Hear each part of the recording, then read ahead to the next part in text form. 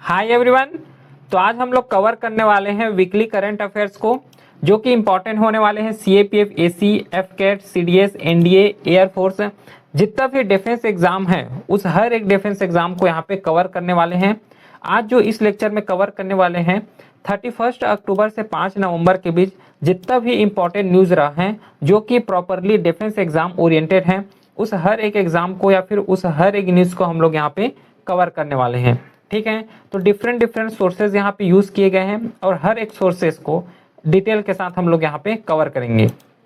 इस क्लास का जो स्लाइड है टेलीग्राम चैनल में अपलोड हो जाएगा, जो कि लिंक डिस्क्रिप्शन में दिया हुआ है, तो एक बार उसे चेकआउट कर लेना। क्लियर? चलो स्टार्ट करते हैं फिर फर्स्ट न्यूज़ के साथ। पॉल बिया जो कि यहाँ पे एक री इलेक्ट हुए हैं प्रेसिडेंट ऑफ कैमरून, है ना। कैमरून का यहाँ पे न्यू प्रेसिडेंट री इलेक्ट किए गए हैं। तो कैमरून का अगर लोकेशन देखोगे तो ये अफ्रीकन कंटिनेंट है।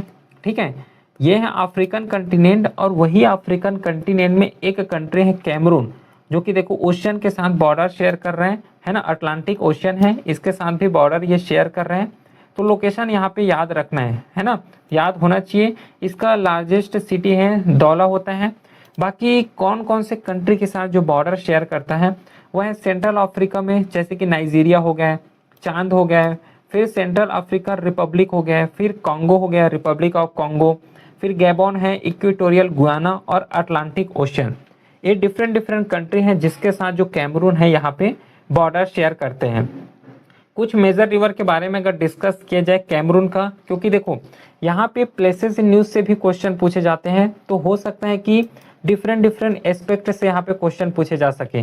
क्योंकि रिसेंटली हमें देखने को मिल रहा है कि जैसे कि मोस्टली जो है बॉर्डर रिलेटेड क्वेश्चन पूछे जाता है कि कौन से कंट्री के साथ बॉर्डर शेयर करते हैं, है ना। क्या पता कि कुछ मेजर माउंटेन से रिलेटेड क्वेश्चन पूछे जा सकते हैं इन फ्यूचर, है ना। क्लाइमेट कैसा है इससे क्वेश्चन पूछे जा सकते हैं। तो जब भी इस तरीके से स्लाइड रखा जाता है तो एक्सपेक्टेड होता है कि मेजरली जो है यहाँ से भी क्वेश्चन पूछे जा सके इन फ्यूचर। ठीक है, तो जो कैमरून है इसका मेजर रिवर जैसे कि सनाग हो गया है, बेनो हो गया, फिर नियोंग हो गया, फिर लगोन हो गया, ये जो है इसका कुछ मेजर रिवर है। बाकी मेजर माउंटेन में जैसे कि माउंट कैमरून, जो कि वेस्ट अफ्रीका का हाईएस्ट पीक कंसिडर किए जाते हैं माउंट कैमरून को, जो कि कैमरून में ही इसका लोकेशन देखने को मिलता है। यहाँ का जो क्लाइमेट है ट्रॉपिकल क्लाइमेट देखने को मिलता है। और देखो ये जो है अटलांटिक ओशियन के साथ बॉर्डर शेयर करता है, मतलब ओशियन सरफेस हमें देखने को मिलता है। तो ओशियन सरफेस है तो इस जो कोस्ट है कोस्टल इन्वायरमेंट भी हमें यहाँ पे देखने को मिलता है। फिर सेमी एरिड हॉट रीजन इन नदर्न एरिया में, ये सब जो है मोस्ट इंपॉर्टेंट यहाँ का क्लाइमेटिक फीचर है। नेचुरल रिसोर्सेज जैसे कि पेट्रोलियम हो गया, बॉक्साइट है, आयरन ओर हो गया, टिम्बर हो गया, हाइड्रो पावर हो गया, ये जो यहाँ का कुछ मेजर यहाँ पे नेचुरल रिसोर्सेज पाए जाते हैं। मेजर इंडस्ट्री में ऑयल हो गया, एग्रीकल्चर है ना, कॉटन, बनाना, इस तरीके से कुछ यहाँ पे मेजर इंडस्ट्री भी हैं। ठीक है, यहाँ तक न्यूज़ समझ आया। चलो नेक्स्ट न्यूज़ है जो कि वर्ल्ड स्टॉक डे के ऊपर है, जिसे हम लोग हर साल 29 अक्टूबर को ऑब्जर्व करते हैं, है ना। वर्ल्ड स्टॉक डे जिसे 29 अक्टूबर को ऑब्जर्व करते हैं, इसे जो है वर्ल्ड स्टॉक ऑर्गेनाइजेशंस के द्वारा इस्टेब्लिश किए गए हैं और इसे फर्स्ट टाइम ऑब्जर्व किए गए थे 2006 में।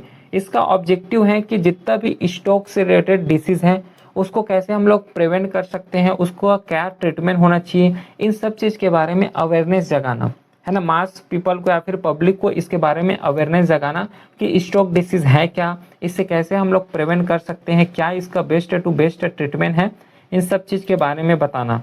ठीक है, तो फिर इसका कुछ सिग्निफिकेंस वही है कि हाईलाइट करते हैं स्ट्रोक डिसीज के बारे में, और इसी के रेस्पेक्ट में हम लोग ये जो स्ट्रोक डे है, वर्ल्ड स्ट्रोक डे है, जिसे हम लोग हर साल 29 अक्टूबर को ऑब्जर्व करते हैं।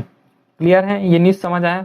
चलो अगला न्यूज़ जो है कि यहाँ पे कैरिबियन सी में मेलिसा, यहाँ पे जो स्टॉर्म है ये अराइव हो चुके हैं, जो कि इसका नेम है हरिकेन मेलिसा, जो कि 21 अक्टूबर को फॉर्म हुए थे। और यहाँ पे जो मेजरली जो अफेक्टेड एरिया है वो जमैका है। न्यूज़ एक्चुअली यहाँ पे हमें जमैका के बारे में कवर करना है, क्योंकि मेलिसा जो है यहाँ पे ओरिजिनेट हुए हैं कैरिबियन सी में और यहाँ पे पहुँच ही गए हैं। तो मेजर जो अफेक्टेड एरिया है जमैका है, इसके साथ क्यूबा हो गया, हैती हो गया, बहामास हो गया, कैरेबियन आइलैंड जितना भी पड़ता है वो जो है मेजर यहाँ पे अफेक्टेड रीजन रहा है। बाकी जो कैरिबियन सी के बारे में अगर डिस्कस करोगे तो देखो ये जमैका हो गया लोकेशन, है ना। जमैका में जस्ट जो अमेरिकन कंट्री हैं या फिर सेंट्रल अमेरिका जिसे हम लोग कंसीडर करते हैं, तो देखो जस्ट एक बार थोड़ा लोकेशन बनाते हैं। ये हो गया नदर्न अमेरिका और नीचे में जो है हमें देखने को मिलता है सदर्न अमेरिका का, ठीक है, ये सदर्न अमेरिका हो गया। तो ये जो एरिया है ना, यहाँ पे कैरिबियन सी है और यहीं पे जो है जमैका एक आइलैंड है, ठीक है। न्यूज़ समझ आया जमैका का। चलो तो फिर अब हम लोग थोड़ा कैरिबियन सी के बारे में डिस्कस करते हैं, जो कि एक अटलांटिक ओशियन का पार्ट है। गल्फ ऑफ मैक्सिको में हमें ये देखने को मिलता है, ठीक है। चलो अगला न्यूज़ देखते हैं। फिर थोड़ा सा जो है जमैका के बारे में डिस्कस कर लेते हैं कि है क्या।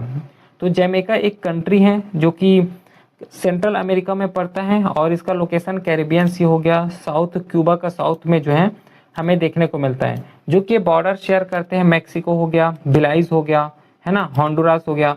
इस तरीके से डिफरेंट डिफरेंट कंट्री हैं जो कि इसके साथ बॉर्डर शेयर करते हैं। बाकी इसमें कुछ आइलैंड भी हैं, आर्कीपिलागो भी हैं। आर्कीपिलागो का मतलब होता है जो ग्रुप ऑफ आइलैंड होता है, ठीक है। ग्रुप ऑफ आइलैंड को हम लोग यहाँ पे आर्कीपिलागो बोलते हैं। तो डिफरेंट डिफरेंट आर्कीपिलागो भी यहाँ पे हैं, जैसे कि बहामास हो गया, कैमन आइलैंड है, टक्स हो गया। इस तरीके से जो है डिफरेंट डिफरेंट यहाँ पे हमें आर्कीपिलागो भी देखने को मिलता है। क्लियर है, ये न्यूज़ समझ आया, ठीक। नेक्स्ट न्यूज़ है जो कि ईस्ट टिमोर यहाँ पे 11th मेंबर बन गए हैं आसियान कंट्री का। आसियान जो ऑर्गेनाइजेशन है, तो आसियान का जो है रिसेंटली जो 11th मेंबर यहाँ पे ज्वाइन हुए हैं वो है ईस्ट तिमोर। जो रिसेंटली अभी समिट हुआ था ना, 46 और 47 समिट एक ही साथ कंडक्ट किए गए थे, जो कि मलेशिया में इस जो 47-46 जो आसियान समिट है मलेशिया में कंडक्ट किए गए थे, लंपुर में या फिर कोलालमपुर जो लोकेशन है मलेशिया में। 26 से 28 अक्टूबर के बीच इसे ऑर्गेनाइज किए गए थे मलेशिया में। जो इसका थीम रहा है इंक्लूसिविटी एंड सस्टेनेबिलिटी। अभी तो हम लोग जस्ट इसका समिट के बारे में डिस्कस कर रहे हैं, आसियान समिट के बारे में, जो 46-47 समिट है जो मलेशिया में कंडक्ट किए गए थे।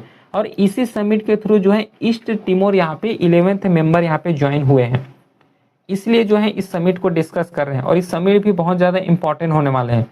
और कुछ इसका मेंबर कंट्री जैसे कि ब्रुनाई हो गया, कंबोडिया है, इंडोनेशिया, लाओस, मलेशिया, फिर म्यांमार है, फिलीपींस है, सिंगापुर है, थाईलैंड, वियतनाम और एट प्रेजेंट जो है जो तिमोर लेस्टे या फिर ईस्ट तिमोर है ये यहाँ पे ज्वाइन हुए हैं। तो पहले कितने मेंबर थे? 10 मेंबर थे आसियान कंट्री में, अब यहाँ पे 11th मेंबर आ गए हैं ईस्ट तिमोर। मतलब आसियान जो ऑर्गेनाइजेशन उसमें अब जो है 11th मेंबर हैं। तो इसका कुछ फोकस एरिया के बारे में डिस्कस करते हैं आसियान कंट्री का। तो यहाँ पे जितना भी आसियान कंट्री है या फिर रीजनल लेवल में कनेक्टिविटी को यहाँ पे बूस्ट करना है, इंटीग्रेशंस करना है पूरा रीजनल लेवल में, फिर इंक्लूसिव इकोनॉमिक ग्रोथ होगा। उसी के साथ जितना भी क्लाइमेट एक्शन है, ग्लोबल वार्मिंग को कम करना है, रिड्यूस करना है ना, सस्टेनेबल वे में रिसोर्सेज को यूज़ करना है रीजनल लेवल में। ये जो है प्रॉपर इसका मेन एम है आसियान कंट्री का, आसियान ऑर्गेनाइजेशंस का। फिर डिजिटल ट्रांसफॉर्मेशन, मैरीटाइम कोऑपरेशन करते हुए मैरीटाइम को यहाँ पे सिक्योरिटी रखना, ये जो है मेन इसका फोकस एरिया रहा है, मेन इसका एम है, जिसके थ्रू यहाँ पे ऑर्गेनाइज किए जाते हैं। और रिसेंटली 46-47 आसियान समिट यहाँ पे हेल्ड किए गए थे मलेशिया में। और इसी समिट के थ्रू जो है 11th जो है कंट्री पार्टिसिपेट यहाँ पे हुए हैं, है ना, ज्वाइन हुए हैं बोल सकते हो। तो अब जो आसियान ऑर्गेनाइजेशन है इसके बारे में डिस्कस कर लेते हैं, जो कि इसका फुल फॉर्म होता है association of south east Asian nation. ये इसका फुल फॉर्म है। इसे 1947 में इस्टेब्लिश किए गए थे। इसका कुछ फाउंडिंग मेंबर रहे हैं जैसे कि इंडोनेशिया है, मलेशिया हो गया, फिलीपींस, सिंगापुर, थाईलैंड, ये इसका जो है फाउंडिंग मेंबर रहे हैं आसियान ऑर्गेनाइजेशंस का। और करंट मेंबर बता ही चुका हूँ अभी, 11th हो गया यहाँ पे। इसका हेडक्वार्टर जकार्ता इंडोनेशिया में पड़ता है। इसका मोटो है वन विजन, वन आइडेंटिटी और वन कम्युनिटी। ये जो है इसका विजन है और इसी के थ्रू जो है अपना वर्क यहाँ पे करते हैं। ऑब्जेक्टिव के बारे में भी डिस्कस कर चुके हैं कि रीजनल कोऑपरेशन बनाना, सिक्योरिटी यहाँ पे बना के रखना, cultural development, social development, maritime security, plus regional level में जो है सस्टेनेबल वे में डेवलपमेंट करते हुए इन फ्यूचर हमें आगे बढ़ना है। ये इसका जो है आसियान ऑर्गेनाइजेशंस का मेन एम है। ठीक है, समझ आई ये न्यूज़। चलो फिर नेक्स्ट न्यूज़ देखते हैं, जो कि इंडिया जो कि होस्ट किए हैं Asia Pacific accident investigation group, जो कि यहाँ पे फर्स्ट टाइम ऑर्गेनाइज किए गए हैं इंडिया के द्वारा। इसे जो है न्यू दिल्ली में ऑर्गेनाइज किए गए थे 13 meeting of the Asia Pacific accident investigation group, इसे ऑर्गेनाइज किए गए थे एयरक्राफ्ट एक्सीडेंट इन्वेस्टिगेशन ब्यूरो, जो कि बिहाफ में किए गए थे मिनिस्ट्री ऑफ सिविल एविएशन के द्वारा। ठीक है, तो इसको थोड़ा कवर करना। इसका जो मेन पर्पस वही रहे कि जितना भी सिविल एविएशन में इंफ्रास्ट्रक्चर है उसको बूस्ट करना है, जितना भी एक्सीडेंट हो रहे हैं सिविल एविएशन सेक्टर में उसको कैसे हम लोग मिनिमाइज कर सकते हैं, कैसे बेस्ट से बेस्ट टेक्नोलॉजी यहाँ पे हम लोग एडॉप्ट कर सकते हैं, जिसके थ्रू जो है सिविल एविएशन का इंफ्रास्ट्रक्चर बूस्ट हो सके। लॉजिस्टिक्स, यहाँ पे लॉजिस्टिक्स का मूवमेंट हो गया, लॉजिस्टिक्स का इंफ्रास्ट्रक्चर बूस्ट करना है, ये सब चीज़ प्रॉपर तरीके से हैंडल किया जा सके, इसके लिए जो है इसका मेन थीम है। और इसी के रेस्पेक्ट में जो है ये ऑर्गेनाइजेशन है और इसी के थ्रू जो है इंडिया यहाँ पे होस्ट किए गए थे इस मीटिंग को, जो कि न्यू दिल्ली में इसे कंडक्ट किए गए थे। और सिग्निफिकेंस में ऐसा है कि फर्स्ट टाइम जो है ये मीटिंग को होस्ट किए गए थे इंडिया के द्वारा, जो कि इन्वेस्टिगेशन कैपेबिलिटी को यहाँ पे बूस्ट मिला है। जो रिपोर्ट है उसमें हार्मोनाइज रिपोर्टिंग एंड प्रोसीजर कैसा होना चाहिए, इन सब चीज़ के बारे में यहाँ पे डिस्कस किए गए थे। ठीक है, चलो ये तो हो गया न्यूज़। नेक्स्ट न्यूज़ देखते हैं, जो कि यहाँ पे इंडियन नवल शिप जो INS सतलुज हैं, इन्होंने अपना 18 ज्वाइंट हाइड्रोग्राफिक सर्वे यहाँ पे कंडक्ट किए गए थे मॉरिशस के साथ। ठीक है, ये हाइड्रोग्राफिक सर्वे होता क्या है? हाइड्रोग्राफिक सर्वे एक्चुअली जो है मैरीटाइम सर्वे होता है, इसके थ्रू यही पता लगाया जाता है कि कहाँ पे जो है जो जहाज हो गया है ना, या फिर जितना भी जहाज हो गया उसका रनवे के लिए जो शिप्स हो गए उसको अगर रन होना है या फिर ओशन में आगे जाना है तो किस तरीके से उसको बाधा आ सकते हैं, कौन सा रास्ता यहाँ पे सेफ होगा, कौन सा रास्ता यहाँ पे सेफ नहीं होने वाला है, कहाँ पे वेदर पैटर्न खराब है, ये सब चीज़ के बारे में पूरा सर्वे करते हैं, है ना। इसी को हम लोग यहाँ पे बोल रहे हैं ज्वाइंट हाइड्रोग्राफिक सर्वे, जिसे इंडिया ने कंप्लीट किया है मॉरिशस के साथ। और ये जो सर्वे रहा है 18 एडिशंस का सर्वे रहा है और इसे INS सतलुज के द्वारा कंप्लीट किया गया है। ठीक है, INS सतलुज जो कि हाइड्रोग्राफिक सर्वे शिप है ना, जो कि एक संधायक क्लास के अंतर्गत आते हैं। इसे जो है बिल्ड किए गए थे girder research ship building and engineer के द्वारा, है ना। इसे कमीशन किए गए थे 1993 में, क्लियर है। तो इसे जो है इंडियन नेवी का जो ईस्टर्न नवल कमांड है इसके द्वारा कमांड किए जाते हैं। और इसका प्राइमरी रोल वही है, जो हाइड्रोग्राफिक सर्वे है उसको यहाँ पे प्रिपेयर करना, हाइड्रोग्राफिक यहाँ पे सर्वे करना, सर्वे कंडक्ट में जो है पार्टिसिपेट करना, ये INS सतलुज का ये जो है मेन एम है। बाकी सेकेंडरी रोल वही है कि ओशियनिक ग्राफिक जो है या फिर ओशियन से रिलेटेड जितना भी डाटा है उसको कलेक्ट करना, है ना। डिजास्टर रिलीफ हो गया, ह्यूमैनिटेरियन असिस्टेंस प्रोवाइड करना, फिर सर्च करना, रेस्क्यू ऑपरेशन करना, ये जो है इसका मेजर रोल है INS सतलुज का। ठीक है, समझ आ गया ये न्यूज़। ठीक, अब यहाँ पे कुछ प्लेसेस इन न्यूज़ भी डिस्कस कर लेते हैं, क्योंकि प्रेजेंटली ये न्यूज़ में रहा है कुनार रिवर। कुनार रिवर जो कि न्यूज़ में रहा है, इसे डिफरेंट डिफरेंट नेम से भी जाने जाते हैं, जैसे कि चित्राल रिवर हो गया है ना। फिर इसका जो सोर्सेज कहाँ से इसका ओरिजिनेट होता है, तो जो कुश माउंटेन है नियर जो चित्राल, जो पाकिस्तान में कुश माउंटेन है, हिंदू कुश माउंटेन, यहाँ से हमें इसका ओरिजिनेट देखने को मिलता है, जो कि मेजरली जो है अफगानिस्तान और पाकिस्तान में ही फ्लो होते हैं। मेजर ट्रिब्यूटरी जैसे कि लोकथो रिवर हो गया जो पाकिस्तान में है, पेच रिवर हो गया जो अफगानिस्तान में है, फिर बसगल रिवर हो गया जो अफगानिस्तान में ही पड़ता है, क्लियर है। जो कि अप्रॉक्सीमेटली 480 किलोमीटर का इसका लेंथ होता है और ये जो है काबुल रिवर में जाके यहाँ पे कॉन्फ्लुएंस हो जाते हैं। बाकी और इसके बारे में कुछ इंपॉर्टेंस अगर देखा जाए तो इरिगेशन फैसिलिटी के लिए इसे यूज़ किए जाते हैं, प्लस इसी के थ्रू जो है hydro electric power generation use होता है। ठीक है, डैम बना दिया और डैम से क्या है हाइड्रो इलेक्ट्रिक पावर जनरेट कर रहे हैं। फिर फिशिंग के लिए बहुत ज़्यादा इंपॉर्टेंट है, फिर लोकल ट्रांसपोर्ट हो गया। तो इस तरीके से इसका जो है डिफरेंट जो है मूवमेंट है, डिफरेंट इसका इंपॉर्टेंस है कुनार रिवर का, जो कि अफगानिस्तान में फ्लो होता है। ठीक है, अफगानिस्तान और कुछ पार्ट जो है पाकिस्तान में भी इसका फ्लोइंग होता है। ठीक है, अफगानिस्तान के बारे में अगर डिस्कस करोगे तो ये तो जस्ट नेबरिंग कंट्री है जो कि इंडिया के साथ ये है बॉर्डर शेयर करते हैं। ये पाकिस्तान हो गया। एक चीज़ याद रखना, जो ये अफगानिस्तान हो गया और ये पाकिस्तान हो गया, तो जो अफगानिस्तान और पाकिस्तान का जो बाउंड्री है इसको हम लोग बोलते हैं डूरन लाइन। ठीक है, डूरन लाइन इसको बोलते हैं, पाकिस्तान और अफगानिस्तान के लाइन को। तो जो सबसे इसका ईस्टर्न साइड है ना, ये थोड़ा सा यहाँ पे इंडिया के साथ बॉर्डर शेयर करता है, याद होना चाहिए इसके बारे में। नेक्स्ट न्यूज़ है कि नेशनल यूनिटी डे हम लोग हर साल ऑब्जर्व करते हैं 31 अक्टूबर को। इसे जो है ऑब्जर्व किया जाता है birth यूनिवर्सरी of doctor Sardar Vallabh भाई पटेल। इसका जो है कमोमेरेट करिए बर्थ जो है एनिवर्सरी के रेस्पेक्ट में हम लोग नेशनल यूनिटी डे ऑब्जर्व करते हैं।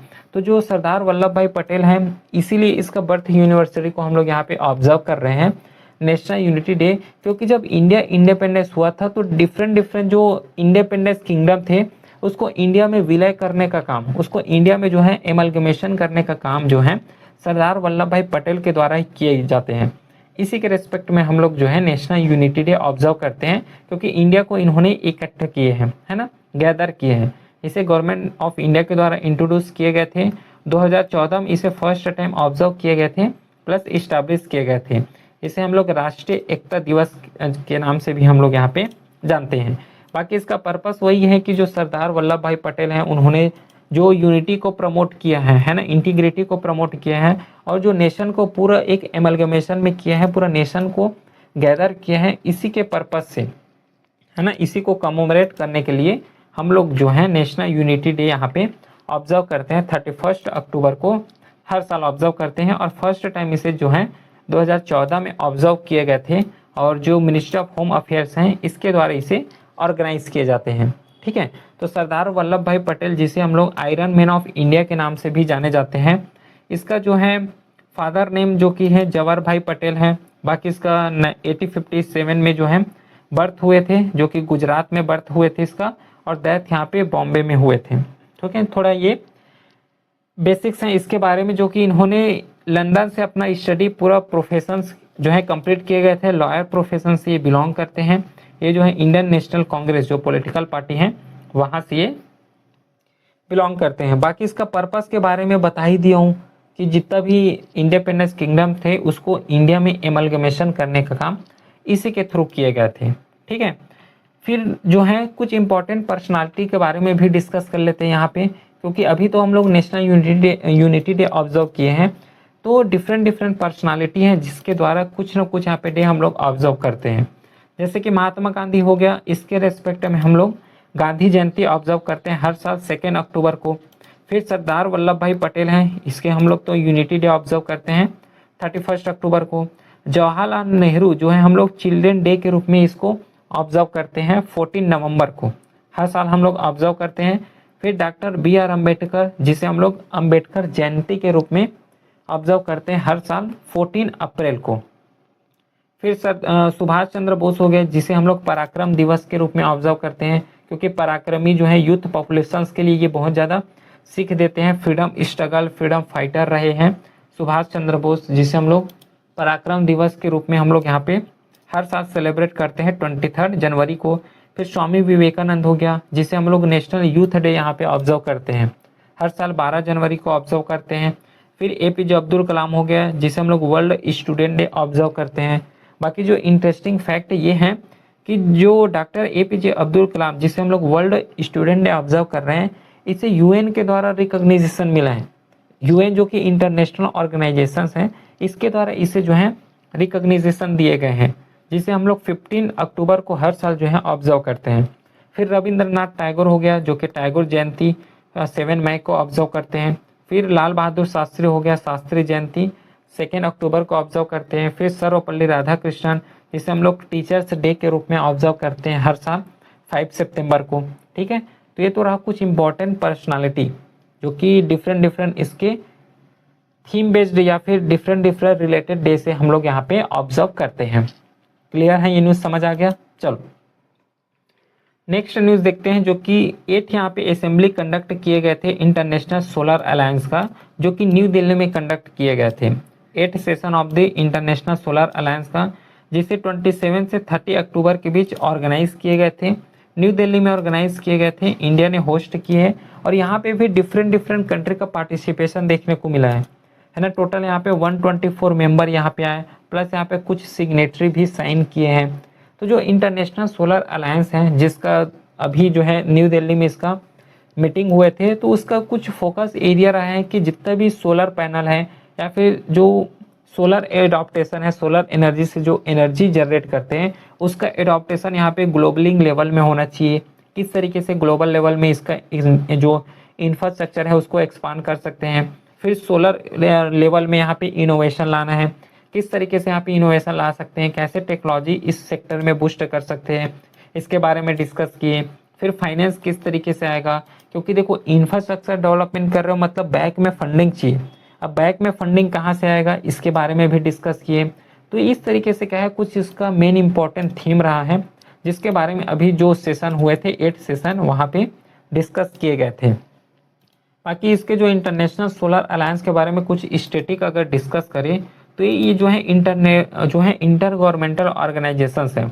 इंटर गवर्नमेंटल का मतलब होता है कि जो अदर कंट्री हैं वो लोग आपस में मिलके इस ऑर्गेनाइजेशंस को बनाए हैं। इंट्रा एक चीज होता है, ठीक है, एक होता है इंट्रा गवर्नमेंट और एक होता है इंटर गवर्नमेंट। इंट्रा का मतलब होता है विद इन कंट्री, ठीक है, विद इन कंट्री मतलब स्टेट मिलके यहाँ पे ऑर्गेनाइजेशंस का फॉर्म कर रहे हैं। लेकिन यहाँ पे इंटर गवर्नमेंटल का मतलब होता है कि डिफरेंट डिफरेंट कंट्री यहाँ पे आके ऑर्गेनाइजेशंस को फॉर्म कर रहे हैं, ठीक है। तो जो ISA है इंटरनेशनल सोलर अलायंस, इसे 2015 में लॉन्च किए गए थे, जब कॉप कॉन्फ्रेंस ऑफ पार्टी 21 जो सेशन हेल्ड किए गए थे पेरिस फ्रांस में। वहीं पे क्या है, जो इंडिया और फ्रांस है इन दोनों ने क्या है, जो इंटरनेशनल सोलर अलायंस है इसे फाउंड किए गए थे, जिसका हेडक्वार्टर हरियाणा गुरुग्राम इंडिया में ही देखने को मिलता है, ठीक है। तो एट प्रेजेंट जो है 124 कंट्री हैं। इसका जो मेन ऑब्जेक्टिव वही है कि जितना भी सोलर एनर्जी है, सोलर पैनल हो गया उसे जो है, और जो इसका ऑब्जेक्टिव का बात करोगे तो जो सोलर एनर्जी है उसको प्रमोट करना है, प्लस जो फॉसिल फ्यूल है उसमें जितना ज़्यादा डिपेंडेंस है उसको यहाँ पे रिड्यूस करना है, उस डिपेंडेंस को हमें जो है सोलर एनर्जी में लगाना है। तो इसका कुछ मेन एम है जिसके थ्रू ये अपना वर्क कर रहे हैं इस ऑब्जेक्टिव के थ्रू। इसका विज़न है कि 1 वर्ल्ड 1 सन 1 ग्रिड, ये इसका जो है प्योर विज़न है जिसके थ्रू ये अपना वर्क कर रहे हैं, और इसी के थ्रू जो है 8 असेंबली यहाँ पे ऑर्गेनाइजेशंस किए थे, ठीक है। फिर नेक्स्ट न्यूज़ देखते हैं, जो कि द्रौपदी मुर्मू यहाँ पे फर्स्ट फीमेल या फिर फर्स्ट प्रेसिडेंट है इंडिया का जिन्होंने फ्लाई किए हैं राफेल एयरक्राफ्ट को, ठीक है। फ्लाइट वाज कहाँ से कंडक्ट किए गए थे, अम्बाला एयरफोर्स स्टेशन, यहाँ से अपना उड़ान भरे थे, और ये इंडिया का फर्स्ट जो है प्रेसिडेंट रहे हैं जिन्होंने राफेल एयरक्राफ्ट को यहाँ पे फ्लाई किए हैं। राफेल जो एयरक्राफ्ट जिसे डीसॉल्ट एविएशन फ्रांस के द्वारा इसे बिल्ड किए गए थे, है ना। जो कंट्री का ओरिजिन अगर ट्रेस करोगे तो फ्रांस से ही इसका डेवलपमेंट देखने को मिला है। बाकी इंडिया ने इसको इंपोर्ट किए हैं, है ना, फ्रांस से इंडिया ने इंपोर्ट किए हैं, जो कि ट्विन इंजन के रेस्पेक्ट में काम करते हैं। मल्टीपल रोल यहाँ पे होता है ना, मल्टीपल रोल जिसे जो है यूज़ हम लोग कर सकते हैं। फिर कुछ स्पेशल फीचर्स के बारे में अगर डिस्कस किया जाए तो एडवांस रडार स्टील्थ हैं, कनाड डेल्टा डिज़ाइन है, फिर मल्टी रोल कैपेबिलिटी यहाँ पे है, प्लस ये जो है न्यूक्लियर डेटरेंस के रेस्पेक्ट में भी काम करते हैं, है ना, एज ए न्यूक्लियर डेटरेंस। फिर इसे ऑपरेटर जो है जस्ट इंडिया नहीं है, फ्रांस से तो ओरिजिनेट हुआ है, तो फ्रांस के द्वारा इंडिया में इंपोर्ट हुआ है। फिर अदर कंट्री जैसे कि इजिप्ट हो गया, इसी के पास भी जो है राफेल एयरक्राफ्ट हैं, कतर हो गया, ग्रीस हो गया, इंडोनेशिया, क्रोएशिया हो गया, फिर UAE हो गया, ये डिफरेंट डिफरेंट कंट्री जो यहाँ पे लिखा गया है, यहाँ पे भी जो है राफेल एयरक्राफ्ट हैं, इसका यूज़ किए जाते हैं। बाकी इंडिया ने जो है 36 जेट जो परचेस किए हैं फ्रांस से, क्योंकि इसका जो ओरिजिन है हम लोग फ्रांस ही ट्रेस करते हैं, फ्रांस के द्वारा इसे ओरिजिनेट किए गए हैं, ठीक है। नेक्स्ट न्यूज़ है जो कि एडॉप्टेशन गैप रिपोर्ट 2025, इसे रिलीज किए गए हैं UNEP के द्वारा, ठीक है, यूनाइटेड नेशन इन्वायरमेंटल प्रोग्राम है, इसी के द्वारा जो है एडॉप्टेशन गैप रिपोर्ट किए जो है रिपोर्ट इशू किए गए हैं। किसके द्वारा किए गए हैं, UNEP के द्वारा किए गए हैं 29 अक्टूबर को। इसका एक्सेस यही है, इस रिपोर्ट है, इसका मतलब यही है कि जो क्लाइमेट चेंज जो हो रहे हैं और जिस तरीके से उस क्लाइमेट चेंज को हमें मिटिगेट करना चाहिए, तो मिटिगेट कर पा रहे हैं कि नहीं कर पा रहे हैं, इसी को बताने के लिए जो है एडॉप्टेशन गैप रिपोर्ट यहाँ पे पब्लिश किए गए हैं। इसका पर्पस वही है कि to access global progress in the climate change, adopting, planning, implementation, finance and specially in developing country, इन सब चीज़ को कि कैसे हम लोग जो प्लानिंग कर सकते हैं, किस तरीके से इम्प्लीमेंटेशन करना चाहिए और किस तरीके से फाइनेंस हम लोग यहाँ पे इकट्ठा कर सकते हैं, इसके बारे में जो है एडॉप्टेशन गैप यहाँ पे बताते हैं। इसके बारे में तो बताते हैं, लेकिन और एक फैक्ट के बारे में बताते हैं कि फाइनेंसिंग कहाँ से लोगे, उसी के साथ कितना फाइनेंसिंग चाहिए जिसको थ्रू जो है गैप जो हो रहा है ना, जो क्लाइमेट चेंज में जो गैप हो रहा है उसको यहाँ पे मिटिगेट कर सको, इसके लिए जो है एडॉप्टेशन गैप यहाँ पे रिपोर्ट इशू किए जाते हैं यूएनईपी के द्वारा। क्लियर है। चलो, तो इसके बारे में कुछ कंसर्न यहाँ पे बोले हैं कि फाइंडिंग यहाँ पे हमें देखने को मिला है कि जो फाइनेंसिंग का गैप है, जितना क्लाइमेट चेंज में फाइनेंसिंग होना चाहिए उतना फाइनेंसिंग नहीं हो रहा है, इसका जो गैप है बहुत ज़्यादा वाइडनिंग हो रहा है, बढ़ते जा रहे हैं इस गैप जो इस रिपोर्ट है इसमें बताए हैं। फिर ओवर रिलायंस हो रहे हैं हम लोग लोन जो है ज़्यादा ले रहे हैं, जबकि जो ग्रांट आना चाहिए, जो डेवलप कंट्री हैं, डेवलपिंग कंट्री को जो ग्रांट देना चाहिए वो ग्रांट यहाँ पे मिल नहीं रहा है ना, ग्रांट नहीं मिल रहा है लेकिन लोन दे रहे हैं। फिर राइजिंग क्लाइमेट इम्पैक्ट है ना, आउट फेसिंग एडॉप्टेशन मेजर हो गया। फिर लिमिटेड प्राइवेट सेक्टर इन्वेस्टमेंट है कि प्राइवेट सेक्टर भी ज़्यादा से ज़्यादा यहाँ पे इन्वेस्टमेंट नहीं कर रहे हैं। ये कुछ जो है गैप है, कुछ जानकारी है, फाइंडिंग्स हैं, जिसके द्वारा जो फाइंडिंग गैप रिपोर्ट है इसके द्वारा ये चीज़ यहाँ पे बताए गए हैं। फिर यूनाइटेड नेशन प्रोग्राम जिसके द्वारा इस एडॉप्टेशन गैप को पब्लिश किए गए हैं, इसे 1972 में फॉर्म किए गए थे, जो कि इसका फाउंड कहाँ किए गए थे, स्वीडन में किए गए थे। इसका हेडक्वार्टर केन्या में पड़ता है। ठीक है, यूनाइटेड नेशन इन्वायरमेंटल प्रोग्राम का हेडक्वार्टर केन्या में पड़ता है। इसका ऑब्जेक्टिव है कि जितना भी इन्वायरमेंटल रिलेटेड एक्टिविटी है, जैसे कि इन्वायरमेंटल को प्रोटेक्ट करना, कंजर्व करना है, इन्वायरमेंट रिलेटेड से जितना भी जो रिपोर्ट है उसको पब्लिश करना है, उसी के साथ कैसे प्रोटेक्ट कर सकते हैं उसके लिए रूल्स एंड रेगुलेशन बनाना, ये सब जो है इसका प्राइमरी ऑब्जेक्टिव है यूनाइटेड नेशन इन्वायरमेंटल प्रोग्राम का।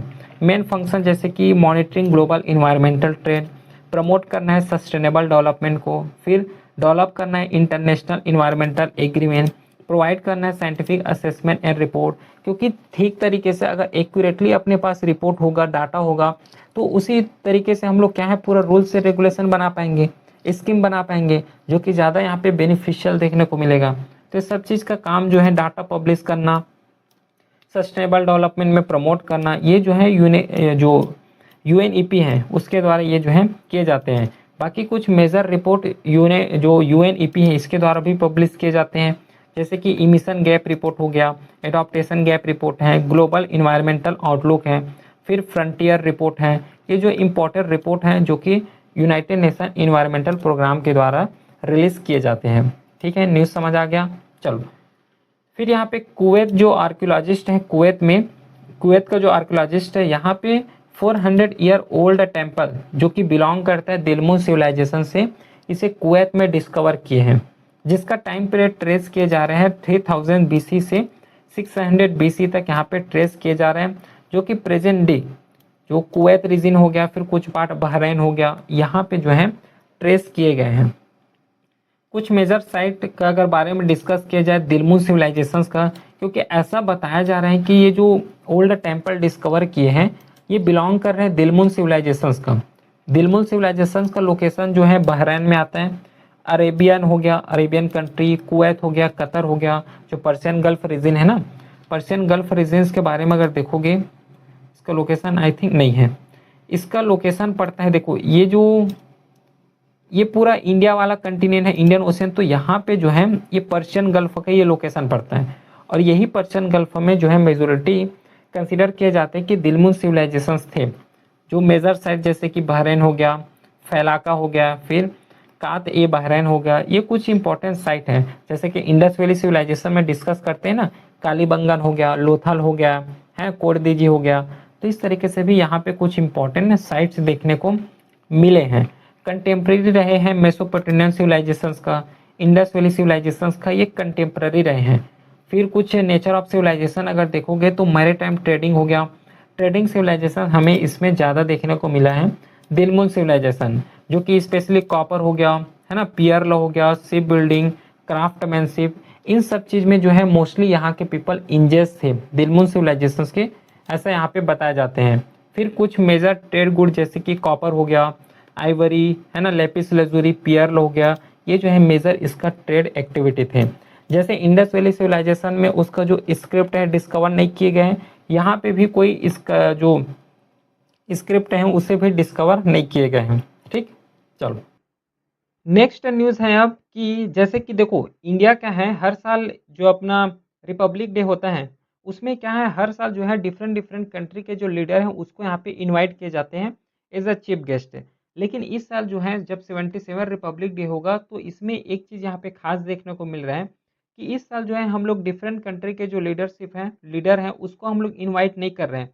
उसके बजाय हम लोग इनवाइट कर रहे हैं यूरोपियन यूनियन की लीडरशिप को। ठीक है, यूरोपियन यूनियन जिसे 1993 में फॉर्म किए गए थे, तो जितना भी यूरोपियन कंट्री हैं आपस में आके क्या है कि यूनियन बनाए हैं। इसी को हम लोग क्या बोल रहे हैं, यूरोपियन यूनियन बोल रहे हैं, जो कि पॉलिटिकली और इकोनॉमिकली यूनियन है। जो पॉलिटिकल इंस्टेबिलिटी होगा यूनियन में या फिर जो यूरोपियन कंट्री हैं वहाँ पे पॉलिटिकल इंस्टेबिलिटी ना हो उसको प्रोटेक्ट करेंगे।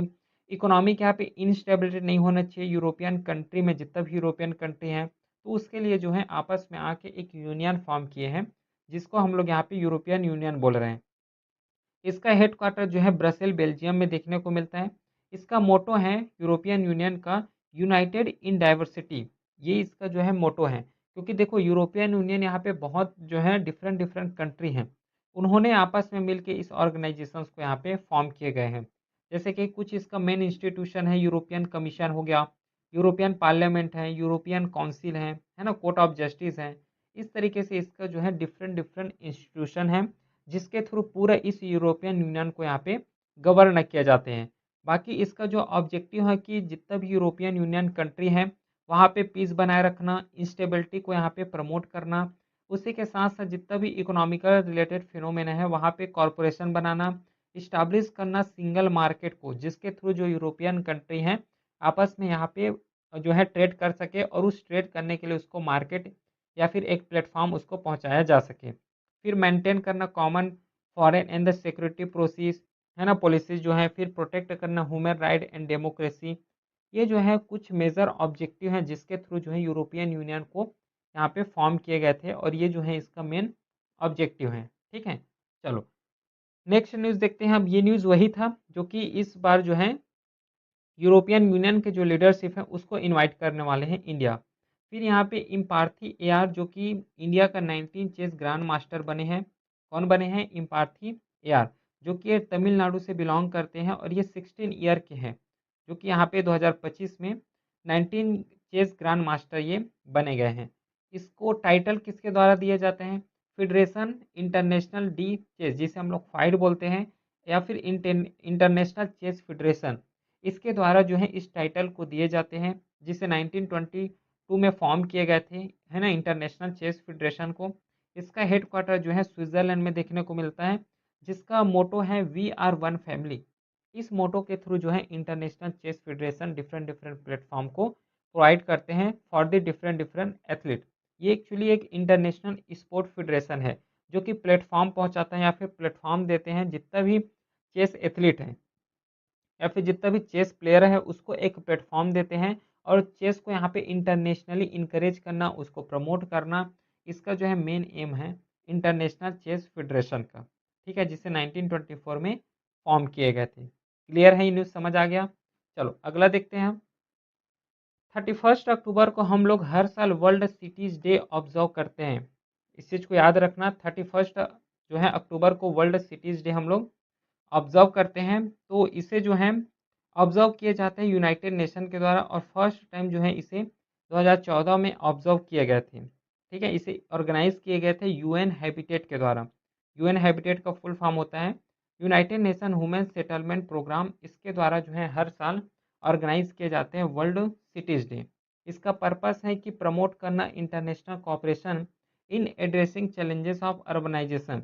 जितना भी अर्बनाइजेशंस हो रहे हैं, अर्बनाइजेशंस के थ्रू हम लोग क्या कर रहे हैं, पूरे फॉरेस्ट एरिया को क्लीन कर रहे हैं, जिससे ग्लोबल वार्मिंग बढ़ रहे हैं। तो अर्बनाइजेशंस होना चाहिए, ठीक है, कोई दिक्कत नहीं है, लेकिन उससे रिलेटेड जितना भी चैलेंजेस हैं उसको मिनिमाइज करना, उसको एड्रेस करना, ये जो यूएन हैबिटेट है इसका जो है एक मेन एम है। फिर कंट्रीब्यूट करना सस्टेनेबल अर्बन डेवलपमेंट, ये जो है इसका मेन पर्पस है। तो 2025 का जो है वर्ल्ड सिटीज़ डे ऑब्जर्व किए गए थे, उसका थीम रहा है पीपल सेंटर स्मार्ट सिटीज़।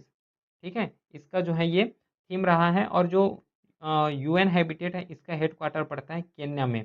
इसका ऑब्जेक्टिव जो है हम लोगों ने अभी डिस्कस ही किए हैं। ठीक है, यूएन हैबिटेट जिसे जो है 1983 में फॉर्म किए गए थे, इसका हेडक्वार्टर जो है केन्या में पड़ता है। क्लियर है, ये न्यूज़ समझ आया?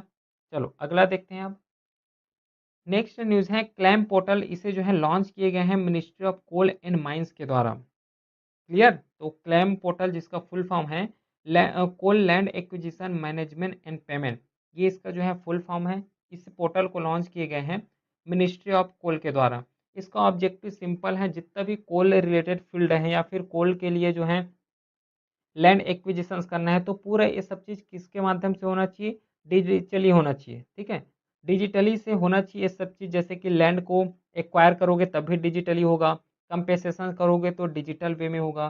तो इस तरीके से क्या है, जितना भी डिफरेंट डिफरेंट सेक्टर हैं जो कि कोल एरिया से बिलोंग करते हैं, ठीक है, कोल सेक्टर से बिलोंग करते हैं, तो उसको पूरा डिजिटलाइज करना ये जो है मेन एम है। और यही जो है पोर्टल है जिसके थ्रू हर एक पॉइंट को यहाँ पे डिजिटल बनाएंगे। क्लियर है? तो यही जो न्यूज़ है, इसका कुछ की फंक्शन जैसे कि लैंड रिकॉर्ड हो गया है, उसको सेंट्रलाइज करना है, रियल टाइम मॉनिटरिंग करना है, एक्विजिशंस कितना हुआ है, कंपेंसेशन गया है कि नहीं, या फिर पेमेंट हुआ है कि नहीं।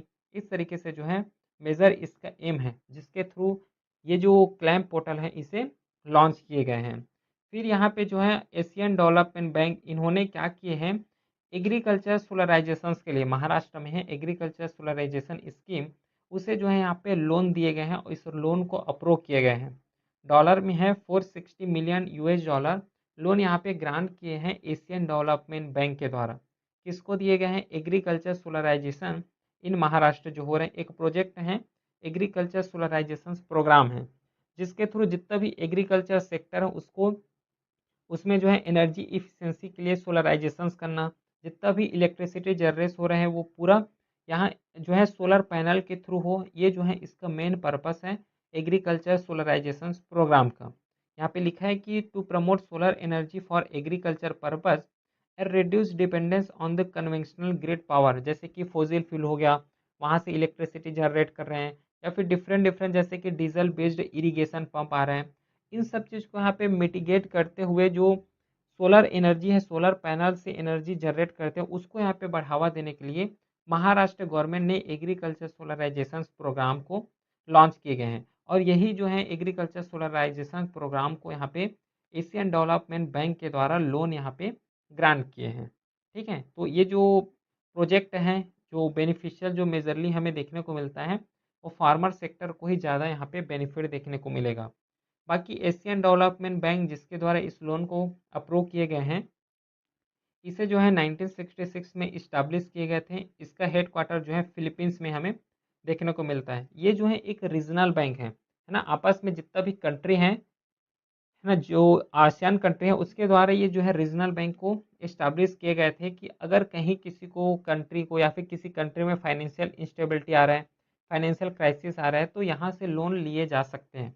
इस तरीके से एशियन डेवलपमेंट बैंक को यहाँ पे इस्टाब्लिश किए गए हैं। बाकी इसका मोटो है कि fighting poverty in Asia and Pacific, ये जो है इसका मोटो है जिसके थ्रू ये रन कर रहे हैं। इसका जो है प्राइमरी ऑब्जेक्टिव है कि प्रमोट करना social and economic development in Asia and the Pacific through loan के थ्रू, है ना, फाइनेंशियल क्राइसिस आ रहा है तो लोन दे दो, या फिर ग्रांट के थ्रू अगर कोई डेवलप कंट्री है तो डेवलपिंग कंट्री को एज ए ग्रांट दे सकते हैं, जिसके थ्रू अपना जितना भी असिस्टेंस है, जितना भी इंफ्रास्ट्रक्चर डेवलपमेंट करना है उसको इजीली कर सके। फिर इक्विटी इन्वेस्टमेंट, ये जो है कुछ इसका मेन इसका ऑब्जेक्टिव है, थीम है, जिसके थ्रू इसे इस्टाब्लिश किए गए हैं और इसी के रेस्पेक्ट में ये काम कर रहे हैं। क्लियर है? फिर नेक्स्ट न्यूज़ है जो कि वुमेन जो है वुमेन्स सिक्योरिटी स्कीम, इसे जो है केरला गवर्नमेंट के द्वारा लॉन्च किए गए हैं। क्लियर है? Women security scheme Kerala government के द्वारा लॉन्च किए गए हैं। इसे इम्प्लीमेंट करने वाले हैं department of women and child development government of Kerala. और इसका मेन एम जो है सिंपल सा है कि जितना भी वुमेन रिलेटेड इशू है, कंसर्न है, उसको यहाँ पे इम्प्रूव करना, उसका जो इशू है उसको रिड्यूस करना, to ensure safety empowerment and welfare of the women through किसके जरिए से, या तो लीगल मेथड से, सोसाइटल से, या फिर डिजिटल मेथड से उसको यहाँ पे इंश्योर करना। ये जो है मेन एम है। बाकी जो सेफ्टी है इंश्योर करना, वुमेन सेफ्टी, ये जो है मेन ऑब्जेक्टिव है इसके थ्रू।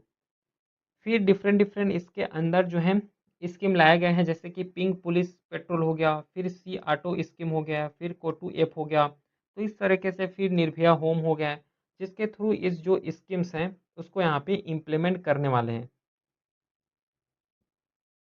टारगेटेड ग्रुप कौन कौन होने वाले हैं, तो जितना भी चिल्ड्रेन हो गया, फीमेल चिल्ड्रेन हो गया, या फिर जो जितना भी फीमेल हो गया केरला गवर्नमेंट या फिर केरला स्टेट के अंदर, वो सब इसका जो है बेनिफिशियली ले पाएंगे, बेनिफिशियल है। ठीक है। फिर यहाँ पे मैनुअल फ्रेडरिक जो कि अभी रिसेंटली पास्ड अवे हुए हैं, ये बिलोंग करते हैं हॉकी से, जिसे हम लोग टाइगर, इसका जो है निक नेम है मैनुअल फ्रेडरिक, जो कि हॉकी से बिलोंग करते हैं, रिसेंटली पास्ड अवे हुए हैं, इसको याद रखना। इन्होंने ब्रॉन्ज मेडल भी यहाँ पे हासिल किए हैं ओलंपिक विथ इंडिया के साथ। ठीक है। फिर नेक्स्ट जो न्यूज़ है वो है प्लेसेस इन न्यूज़, जो कि एनी एयर बेस्ड, ये कहाँ पे लोकेटेड है, ताजिकिस्तान में लोकेटेड है। ये अभी प्लेसेस इन न्यूज़ में रहा है। तो जो एनी एयर बेस है, इसमें देख सकते हो जो है ताजिकिस्तान इसका लोकेशन है, वहाँ पे ये पड़ता है। एनी बेस स्टेशन जो कि ताजिकिस्तान में पड़ता है, ताजिकिस्तान में पड़ता है। ये एक सेंट्रल एशिया का एक इम्पॉर्टेंट यहाँ पे स्ट्रेटजिक पॉइंट है या फिर मिलिट्री एयर बेस है, जिसके थ्रू जितना भी रीजनल सिक्योरिटी है उसको बनाए रखना है। एंटी टेरर ऑपरेशन चलाने के लिए जो एयर बेस का स्टेशन चाहिए, उसके लिए एनी एयर बेस यहाँ पे इशू किए जाते हैं। तो ओरिजिनली जो है इसे सोवियत यूनियन के द्वारा फाउंड किए गए थे, याद रखना। ताजिकिस्तान में है तो जस्ट ये ताजिकिस्तान गवर्नमेंट का है, ऐसा नहीं। ये जो है सेंट्रल एशिया का जो है ये मिलिट्री एयरबेस स्टेशन है। इस चीज़ को कंसिडर करो, सेंट्रल एशिया का, सेंट्रल एशिया मतलब देखो ये पूरा एरिया जो है हम लोग सेंट्रल एशिया कंसिडर करते हैं। अगर मैप देख रहे हो तो इजी हो जाएगा समझने में। तो जो सेंट्रल एशिया है, इसको जो है रीजनल इंस्टेबिलिटी बनाए रखना, सिक्योरिटी को, रीजनल सिक्योरिटी को प्रोटेक्ट करना, कंजर्व करना, उसी के साथ जितना भी एंटी टेरर ऑपरेशन चल रहे हैं उसके लिए एक बेस जो बनता है वो एनी एयरबेस स्टेशन है। इसे सोवियत यूनियन के द्वारा जो है बिल्ड किए गए थे, लेकिन इसे जो है इंडिया और ताजिकिस्तान के द्वारा, दोनों के द्वारा इस बेस एयर स्टेशन को यहाँ पे रिनोवेट किए जा रहे हैं, जिसके थ्रू इसे जो है स्ट्रेटेजिक पॉइंट ऑफ व्यू से यूज़ किया जा सके। प्राइमरी पर्पस इसके लिए लिए जाते हैं जैसे कि एयर ऑपरेशंस हो गए, फिर मिलिट्री लॉजिस्टिक्स हो गया, उसके सपोर्ट के लिए इसका यूज़ किए जाते हैं। फिर ह्यूमैनिटेरियन मिशन जितना भी चला रहे हैं, जैसे कि कहीं पे फ्लड आ गया तो ह्यूमैनिटेरियन असिस्टेंस चला दिए, है ना, उसको सहायता कर दिए। तो इस तरीके से जो है इसका डिफरेंट डिफरेंट पर्पस है, जिसके थ्रू जो एनी एयरबेस स्टेशंस को यहाँ पे यूज़ किए जाते हैं। बाकी इसे मैनेज किए जाते हैं ताजिक एयरफोर्स के द्वारा, लेकिन अधिकतर ओकेशनली जो है कभी कभी इंडियन यहाँ पे भी सपोर्ट देते हैं, इंडियन एयरफोर्स जो है वहाँ यहाँ पे भी सपोर्ट देखने को मिलता है। ठीक है। तो ताजिकिस्तान समझ आ गया। ताजिकिस्तान के बॉर्डर अगर देखोगे तो देखो, जो नदन में हमें उज्बेकिस्तान हो गया, किर्गिस्तान हो गया, चाइना, अफगानिस्तान, ये कुछ कंट्री हैं जिसके साथ ताजिकिस्तान यहाँ पे बॉर्डर शेयर करते हैं। मेजर रिवर में अमू दारिया हो गया, पंच रिवर हो गया, कुछ सिटी हैं इसमें। फिर हाईएस्ट पीक जो है स्मॉल सोमानी पीक है, जो कि ताजिकिस्तान का हाईएस्ट पीक है। इसका जो मेन इंडस्ट्री है, जहाँ जो है मोस्टली लोग यहाँ पे इंगेज हैं, जैसे कि एल्यूमिनियम हो गया, cotton, hydro power, mining, agriculture, ये इसका जो है कुछ मेन इंडस्ट्री है, जहाँ पे मोस्टली एग्रीकल्चर या फिर मोस्टली पीपल यहाँ पे इंगेज हैं। फिर देखो यहाँ पे जो चीज़ का सरप्लस होगा, जो प्रोडक्ट है उसी को यहाँ पे एक्सपोर्ट करेंगे। तो एल्यूमिनियम हो गया, कॉटन, फ्रूट, टेक्सटाइल, इलेक्ट्रिसिटी, यहाँ पे जो है सरप्लस में देखने को मिलता है, जिसके थ्रू जो है इसका मेजर एक्सपोर्ट यही गुड्स या फिर यही जो आइटम्स हैं जिसे यहाँ पे मेजर एक्सपोर्ट के तौर पर यूज़ किए जाते हैं। क्लियर। नेक्स्ट न्यूज़ अभी है कि नौरादेही वाइल्ड लाइफ सेंचुरी, अभी इसे चूजन किए गए हैं, है ना, सेलेक्ट किए गए हैं थर्ड साइट फॉर री इंट्रोडक्शन ऑफ चीता इन मध्य प्रदेश। तो देखो जो नौरादेही वाइल्ड लाइफ सेंचुरी है ये मध्य प्रदेश में पड़ता है, और जो नौरादेही वाइल्ड लाइफ सेंचुरी है यहीं पे जो है थर्ड साइट इसे इंट्रोड्यूस किए गए हैं, जहाँ पे चीता को री इंट्रोड्यूस करने वाले हैं। क्लियर है। इसे जो है 1975 में इस्टाब्लिश किए गए थे, जो कि मध्य प्रदेश में पड़ता है। यहाँ पे जो है जो चीता के लिए एक इकोसिस्टम चाहिए ना, वो पूरा इकोसिस्टम हमें इस जो वाइल्ड लाइफ सेंचुरी है यहाँ पे देखने को मिलता है। जैसे कि ड्राई डूसिडियस फॉरेस्ट हो गया, ग्रासलैंड हो गया, प्लस हिली टेलन हो गया, टेरन हो गया, ये सब चीज़ जो है हमें इस जो वाइल्ड लाइफ सेंचुरी है यहाँ पे देखने को मिलता है। जो चीता के लिए एक प्रॉपर इकोसिस्टम होना चाहिए वो यहाँ पे है, इसीलिए जो है इसे इंट्रोड्यूस किया जा रहा है। कुछ मेजर रिवर जैसे कि नर्मदा हो गया, गंगा, गोदावरी, सब जो है इसका ट्रिब्यूटरी है, जो कि यहाँ पे हमें ओरिजिनेट होते हुए दिखाई देंगे। कुछ मेजर फ्लोरा में टीक हो गया, सरई है, तेंदू है, तो ये है कुछ इसका मेजर फ्लोरा। बाकी फौना में लियोपॉड हो गया, इंडियन वॉल्फ हो गया, है ना, स्लोथ बियर हो गया, विल डॉग हो गया, ये जो है इसका कुछ मेजर फौना है, जो कि यहाँ पे एक कैरेक्टरिस्टिक्स फीचर्स हैं जो हमें देखने को मिलता है इस वाइल्ड लाइफ सेंचुरी में। ठीक है, फिर यहाँ पे लखनऊ को जो है सिटी ऑफ गेस्ट्रोनॉमी का अवार्ड दिए गए हैं। सिटी ऑफ गेस्ट्रोनॉमी जो है डिक्लेयर किए गए हैं यूनेस्को के द्वारा लखनऊ को। क्या है ये सिटी ऑफ गेस्ट्रोनॉमी? जो सिटी ऑफ गेस्ट्रोनॉमी का मतलब होता है कि ऐसा सिटी जो कि अपना कल्चरल को बरकरार रखे, अपने कल्चरल या फिर साइंटिफिक या फिर जो एजुकेशनल थिंग्स है ना, जो प्राचीन से या फिर प्रिमिटिव से चले आ रहे हैं, उसका यहाँ पे रिफ्लेक्ट होना चाहिए उस सिटी में। इसको हम लोग बोलते हैं सिटी ऑफ गेस्ट्रोनॉमी, और इस अवार्ड को दिए जाते हैं यूनेस्को के द्वारा। क्लियर है? तो इसका जो फुल टाइटल होता है कि UNESCO creative city of gastronomy. इसे जो है इस्टेब्लिश किए गए थे यूनेस्को के द्वारा, जिसका full form United nation educational scientific and cultural organisations है। इसे जो है लॉन्च किए गए थे सिटी ऑफ गेस्ट्रोनॉमी को 2004 में। इसका पर्पस यही है जो कि लिखा गया है, to recognise cities that use food culture, जो प्राचीन से चला आ रहा है वही फूड कल्चर को यहाँ पे बरकरार रखे हैं। एंड गेस्ट्रोनॉमी, गेस्ट्रोनॉमी में क्या क्या आ जाएंगे, जैसे कि अर्बन डेवलपमेंट हो गया विथ अ सस्टेनेबल वे में, कल्चरल अपने आइडेंटिटी को बनाए रख रहे हो, जो अपना कल्चर है उसी के बेस में जो है अपना होम को या फिर टाउन को या फिर पूरा सिटी को डिज़ाइन कर रहे हो, जिससे पूरा है कल्चर झलके, है ना। जैसे कि लखनऊ है, तो लखनऊ का प्रिमिटिव जो कल्चर है वो कल्चर अभी भी वहाँ जाओगे तो देखने को मिलता है ना। तो इसी को यहाँ पे सिटी ऑफ गेस्ट्रोनॉमी बोले जाते हैं, जिसे यूनेस्को के द्वारा इसे अवार्डेड जाते हैं। तो इंडिया में जो है लखनऊ को मिला है। इसका ऑब्जेक्टिव है कि कल्चरल प्रिजर्वेशन कर सको, है ना, सस्टेनेबिलिटी हो सके, उसी के साथ जो है इनोवेशन फील्ड में या जो है ज़्यादा ध्यान दे सको, एजुकेशनल हो गया, टूरिज्म हो गया।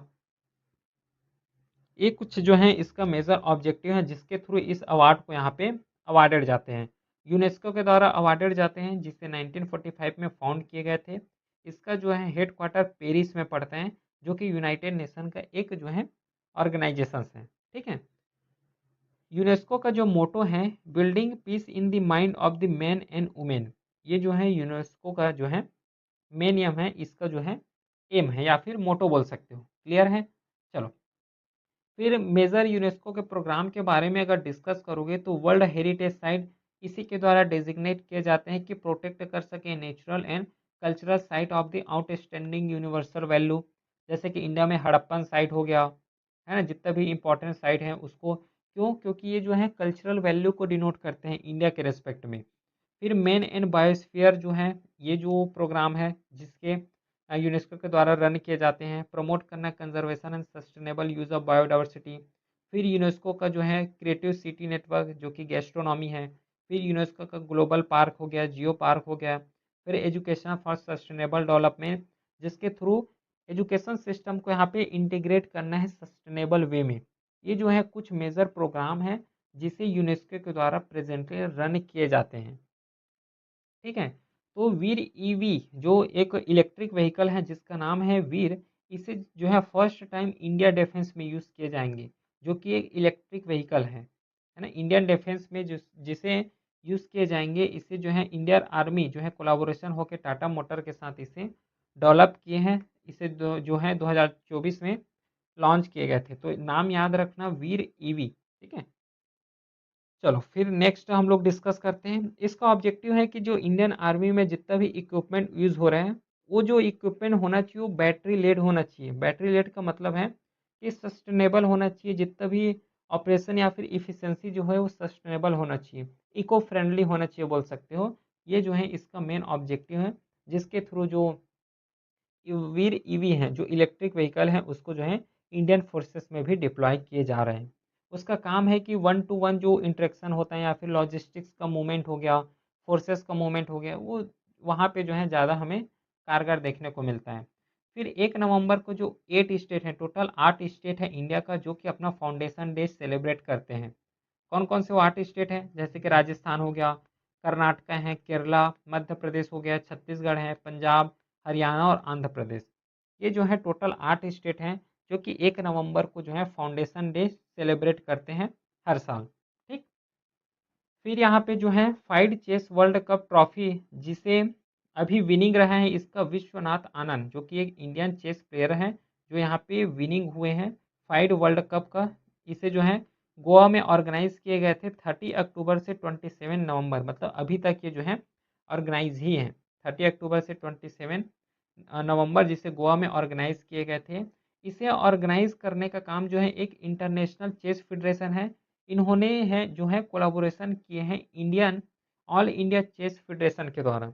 तो ये दोनों जो है ऑर्गेनाइजेशन है जो कोलाबोरेट होके इसे जो है ऑर्गेनाइज किए हैं। इसका जो स्टेक का अगर बात करोगे तो ये जो ऑर्गेनाइज करा रहे हैं इसका मतलब या फिर मेन मकसद यही है कि जो नेक्स्ट लेवल में जो प्लेयर होंगे उसको यहाँ पे क्वालिफाई करने के लिए जो है इस जो ये फाइड वर्ल्ड कप है इसे ऑर्गेनाइज किए जा रहे हैं। तो इंटरनेशनल चेस फेडरेशन इसके बारे में डिस्कस कर चुके हैं, ठीक है। अब डिस्कस करते हैं थोड़ा से हम लोग जो है ऑल इंडिया चेस फेडरेशन के बारे में। इसे जो है 1951 में इस्टेब्लिश किए गए थे। इसका हेड क्वार्टर जो है चेन्नई तमिलनाडु में हमें देखने को मिलता है, जो कि एक फाइड से एफिलिएशन है। ये जो है रिकॉग्नाइज किए गए हैं इसको ministry of youth affairs and sport जो गवर्नमेंट ऑफ इंडिया है इसके द्वारा। इसका जो ऑब्जेक्टिव है कि जितना भी चेस रिलेटेड प्लेयर है उसको इनकरेज करना, उसको एक प्लेटफॉर्म पहुंचाना जिसके थ्रू अपना अपलिफ्टमेंट कर सके। फिर जो चेस है वो अक्रॉस इंडिया में प्रोटेक्ट करना, उसको ऑर्गेनाइज करना, रेगुलेट करना, ये पूरा जो है रिस्पॉन्सिबिलिटी होते हैं वह है ऑल इंडिया चेस फेडरेशन का। और यही जो है मेन इसका ऑर्गेनाइजेस हैं, ठीक है, जिसके थ्रू ये जो है ऑर्गेनाइज किए जाते हैं। यहाँ पे जो है चावांग कट फेस्टिवल जो कि हर साल मणिपुर में इसे सेलिब्रेट किए जाते हैं। इसे जो है पॉपुलरली केट फेस्टिवल या फिर कट फेस्टिवल के नाम से जाने जाते हैं। इसे जो है मेजोरिटी जो है अगर देखे जाओगे तो मणिपुर एरिया जो है मणिपुर स्टेट में ही सेलिब्रेट किए जाते हैं। बाकी कुछ पार्ट जैसे कि मिजोरम हो गया, नागालैंड हो गया, असम हो गया, यहाँ पे भी हमें इस फेस्टिवल का जो है परफॉर्मिंग करते हुए दिखाई देंगे, जिसे 1 नवंबर को हर साल जो है ऑब्जर्व किए जाते हैं। और ये हार्वेस्ट फेस्टिवल है, जैसे धान का पूरा कटाई हो गया उसके बाद जो है एक फेस्टिवल यहाँ पे सेलिब्रेट किए जाते हैं। इस फेस्टिवल का नाम है चवांग कट, जिसे मणिपुर स्टेट में हर साल जो है ऑब्जर्व किए जाते हैं, ठीक है। फिर यहाँ पे जो है गोबा बिल लेक जो कि एट प्रेजेंट जो है 94 रामसर साइट इंडिया में डिक्लेयर किए हैं। तो प्रेजेंटली हो गया टोटल जो है 94 यहाँ पे रामसर साइट है इंडिया में। और जो रिसेंटली इसे इंक्लूड किए गए हैं गोबा बिल लेक जो कि यहाँ पे काठियावाड़ डिस्ट्रिक्ट जो बिहार एरिया है वहाँ पे पड़ता है। ये जो है ऑक्सबो लेक है या फिर फ्लड प्लेन वेटलैंड है। देखो यहाँ पे कुछ टर्म आ रहे हैं उसको यहाँ पे समझ लो। एक टर्म आ रहा है यहाँ पे ऑक्सबो लेक। क्या होता है ऑक्सबो लेक? ऑक्सबो लेक का मतलब यहाँ पे होता है जैसे कि कोई रिवर है, ये मियंडरिंग करते हुए आ रहे हैं। तो अब जब मियंडरिंग करते हुए आएंगे तो अपने साथ पूरा जो अवसाद है उसको लेके आएंगे। तो अवसाद को लेके आएंगे तो क्या है कि जैसे ये आ रहे हैं इधर से तो अपना अवसाद को इस तरीके से ऐसे जमा कर देंगे, ठीक है। इधर जमा करेंगे तो अपना जो फ्लो है ये इधर जो है ना ना जाके इधर ना जाके डायरेक्टली यहीं से आना स्टार्ट हो जाते हैं। मतलब इसका फॉर्मेशन इस तरीके से जो है हमें देखने को मिलता है।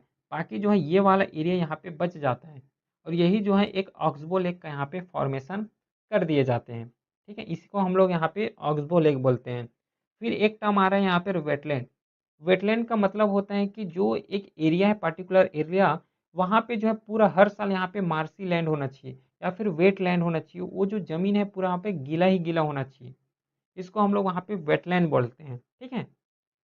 तो एट प्रेजेंट जो है जो गोबा बिल लेक है इसे 94 रामसर साइड इसे डिक्लेयर किए हैं। इसको थोड़ा याद रखना है। यहाँ का कुछ मेजर फ्लोरा का बारे में डिस्कस करोगे तो एक्वेटिक प्लांट हो गया, मार्स वेजिटेशन जो है हमें देखने को मिलता है। फिर यहाँ पे 90 बर्ड स्पीसीज हैं, इसमें से जो है 30 प्लस तो माइग्रेटरी बर्ड्स हैं जो डिफरेंट डिफरेंट कंट्री से यहाँ पे आके माइग्रेट करते हैं ड्यू टू सीजनली सीजन की वजह से प्लस सीजन चेंजेस की वजह से। यहाँ पे जो है टूरिज्म का मेन अट्रैक्शन भी रहा है, मेन अट्रैक्शन है। फिर रामसर साइट जो है 94 डिक्लेयर किए जा चुके हैं। तो रामसर कन्वेंशन है क्या, और इसी के थ्रू जो है रामसर साइट को यहाँ पे डिक्लेयर किए जाते हैं, ठीक है।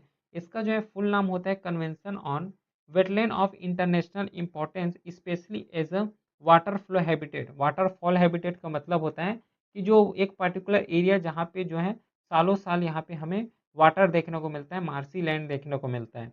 इसके जो हम लोग जो है नॉर्मली एब्रीवेशन यूज़ करते हैं रामसर कन्वेंशन। जैसे 1971 में इस्टेब्लिश किए गए थे रामसर ईरान में। क्लियर है, इसका हेडक्वार्टर जो है स्विट्जरलैंड में पड़ता है और इसका जो ऑब्जेक्टिव है वो यही है कि जितना भी वेटलैंड एरिया है, वेटलैंड एरिया समझ आ गया है ना, जो पूरा मार्सी एरिया है पूरा वाटर से भरा हुआ है, तो जो वेटलैंड एरिया वहाँ पे जो बायोडाइवर्सिटी हो गया है या फिर इकोलॉजिकल जो इम्पोर्टेंट स्पीसीज या फिर एनिमल है उसको यहाँ पे प्रोटेक्ट करना, उसको प्रमोट करना, प्लस उसी के साथ उसको यहाँ पे कंजर्व करना, ये जो है इसका मेन पर्पस है रामसर कन्वेंशंस का। और इसी के थ्रू जो है डिफरेंट डिफरेंट साइट को यहाँ पे रामसर साइट जो है इसको डेजिग्नेट किए जाते हैं। ठीक है, ये चीज़ समझ आया कि एट प्रेजेंट जो है 94 यहाँ पे रामसर साइट है इंडिया में। चलो फिर कुछ इंपॉर्टेंट रामसर साइट डिस्कस कर लेते हैं जो कि इंडिया में है और इम्पॉर्टेंट है, जैसे कि सुंदरबन मैंग्रोव फॉरेस्ट है, ये इंडिया का रामसर साइट, ये सिलेक्टेड लिखा हुआ है ना, सिलेक्टेड नहीं मतलब इसे रामसर साइट डिक्लेयर किए जा चुके हैं, जो कि वेस्ट बंगाल में है। फिर चिल्का लेक हो गया उड़ीसा में है, फिर केवलादेव नेशनल पार्क जो कि राजस्थान में है, फिर वेम्बनाड जो कोल वेटलैंड है केरला में पड़ता है, ये जो है पूरा रामसर साइट है। फिर देवपुर बिल हो गया, फिर लोकतक लेक, उलार लेक है, हरिके वेटलैंड हो गया, भोज वेटलैंड है, अष्टमुड़ी लेक है। तो इस तरीके से जो है डिफरेंट डिफरेंट लेक या फिर डिफरेंट डिफरेंट वेटलैंड है जो इकोलॉजिकली इंपॉर्टेंट है, जिसे सस्टेन किया जा सकते हैं, जिसे कंजर्व किया जा सकते हैं, इन सब चीज़ को जो है रामसर साइट में इंक्लूड किए हैं। अभी जितना भी डिस्कस किए पूरा जो है इंडिया का इम्पॉर्टेंट रामसर साइट है। ठीक है, नेक्स्ट न्यूज़ है जो कि इंडिया को यहाँ पे 86 रैंक मिला है रूल ऑफ इंडेक्स के हिसाब से। रूल ऑफ लॉ इंडेक्स है जिसे जो है पब्लिश किए जाते हैं वर्ल्ड जस्टिस प्रोजेक्ट के द्वारा, और इसी के थ्रू जो है इंडिया को 86 रैंक मिला है।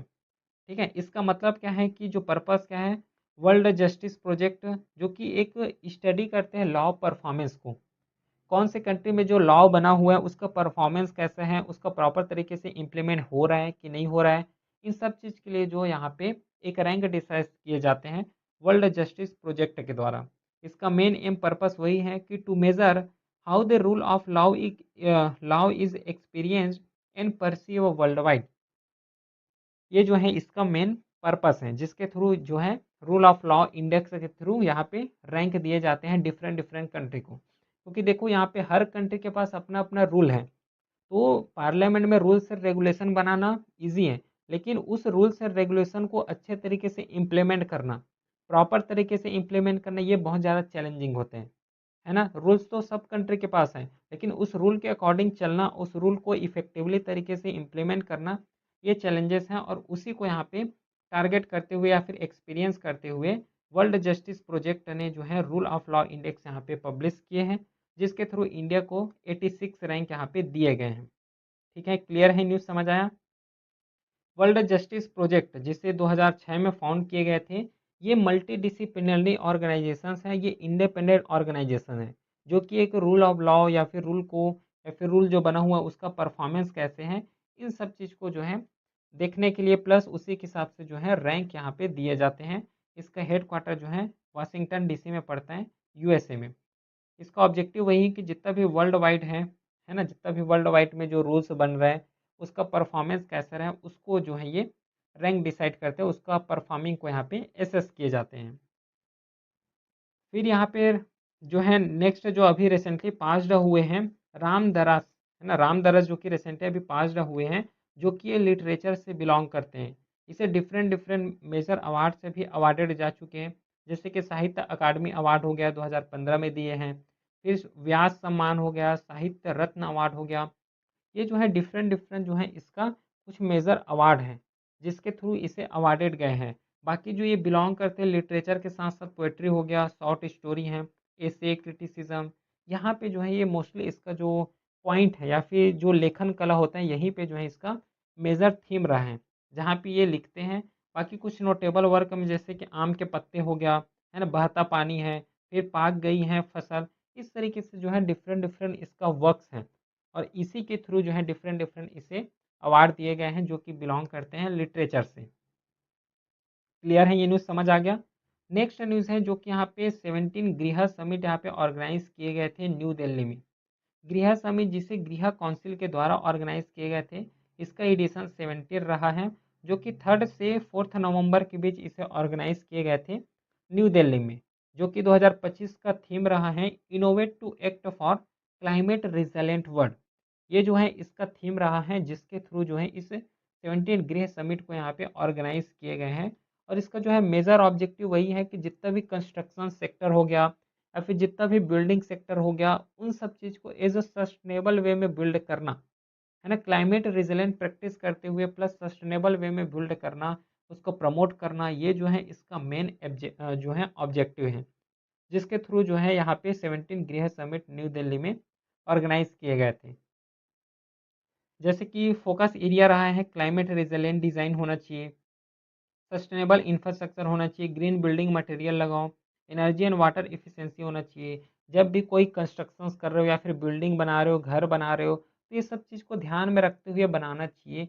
इस सब चीज़ को यहाँ पे प्रोमोट किए गए हैं 17 गृह में, है ना। गृह समिट जो हुआ है, इसे जो है गृह काउंसिल के द्वारा हेल्ड किए गए थे, है ना। इसे जो है जो गृह काउंसिल है 2007 में इस्टाब्लिश किए गए थे। इसका हेड क्वार्टर जो है न्यू दिल्ली में पड़ता है और ये एक टाइप का ऑर्गेनाइजेशन है, ठीक है, इंडिपेंडेंट ऑर्गेनाइजेशंस हैं और ये नॉट फॉर प्रॉफिट सोसाइटी है। ये काम तो करते हैं लेकिन प्रॉफिट के लिए जो है ये काम नहीं करते हैं। तो ये जो है 17 गृह काउंसिल जो कि न्यू दिल्ली में ऑर्गेनाइज किए गए थे, ठीक है। चलो अब नेक्स्ट न्यूज़ देखते हैं, जो कि international day for biosphere reserve, जो कि हम लोग हर साल ऑब्जर्व करते हैं 3 नवंबर को। International day for biosphere reserve हर साल जो है 3 नवंबर को ऑब्जर्व करते हैं। इसे जो है प्रोक्लेम किए गए थे, इस्टाब्लिश किए गए थे यूनेस्को के द्वारा। हर साल 3 नवंबर को हम लोग ऑब्जर्व करते हैं और फर्स्ट बार जो है इसे 2022 में ऑब्जर्व किए गए थे। और इसे जो ऑर्गेनाइज करने का काम जो है यूनेस्को का एक प्रोग्राम है।